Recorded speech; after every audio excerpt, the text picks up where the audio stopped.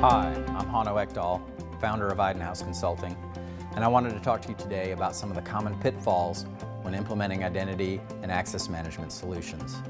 Identity management offers a wide range of benefits to any large organization, primarily the automation of routine administrative tasks, including worker provisioning, the improvement of the organization's security posture, and the mitigation of cybersecurity risk. While these benefits are compelling, the implementation of identity management itself belies a greater complexity than most organizations realize. I wanted to talk to you today about some of the common pitfalls that organizations run into when trying to implement identity management so that you can go in with eyes wide open and avoid them and have a successful project delivery. The first item I'd like to talk about is scope. So the scope of identity management projects can grow very quickly. Application owners, platform owners, other lines of businesses, subsidiaries will all want to jump on board.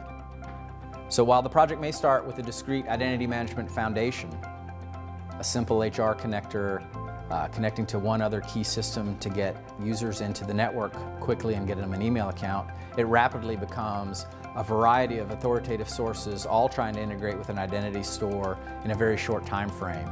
This spreads resources thin, it draws out project timelines, and it is a recipe for failure. So avoid scope creep at all costs. The next piece that's key is developing a good relationship with your HR team. HR is the system of record for employee data. Sometimes it's also the system of record for contractor data. Because of that, it drives most of the identity management lifecycle.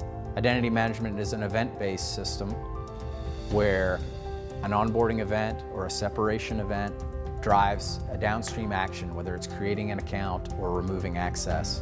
In order to have this process flow the way that it should, the IDM solution needs to be tightly integrated with your HR solution. This requires a good relationship with the HR team.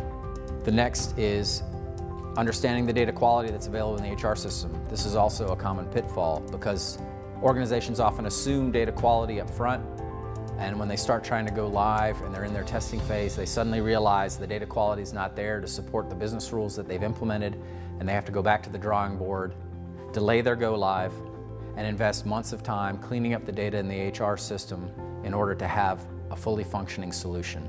Another common pitfall is not looking at the processes properly. So organizations may spend some time understanding their current state processes, but they don't spend enough time looking at the future state to understand what happens when we automate and integrate these two systems together. As a good example, if we look at asset provisioning as a dependent downstream process where a worker comes on board and we want to make sure they have their workstation on day one. Well, HR's service level agreement may be that they have to get a worker fully set up in the HR system 2 days before payroll.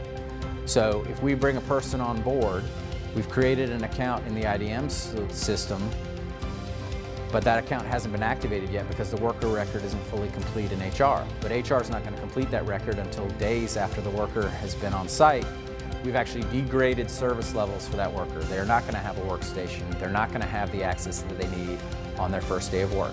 The next piece I want to talk about, and the final piece, is having an executive stakeholder to break down political resistance in the organization. Because identity management has such far-reaching impacts across business units, in particular on HR, as well as downstream asset fulfillment, provisioning request fulfillment, having a stakeholder can reach out to peers in other departments and business units, help them understand the scope of the project, the impact that it's having, understand their concerns, address their concerns, resolve them, allows projects to move forward successfully and mitigate that risk. Thank you.